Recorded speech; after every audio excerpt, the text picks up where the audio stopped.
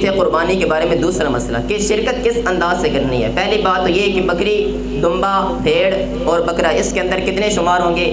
ایک پوری فیملی کی طرف سے ایک کا فیض کر جائے گا۔ دوسرے نمبر پر گائیں آ جاتی ہیں۔ گائے کے اندر 7 افراد شریک ہو سکتے ہیں۔ حدیث سنیے، حدیث مسلم شریف کے اندر موجود ہے۔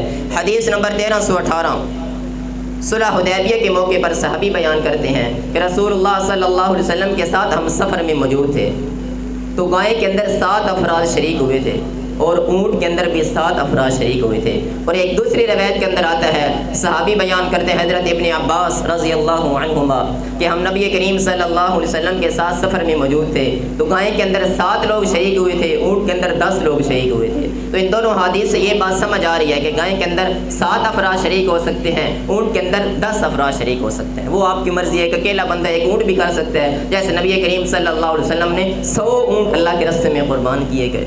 میرے محبوب اکیلے ہی تھے، تو ایک سے زائد قربانیاں بھی انسان کر سکتا ہے۔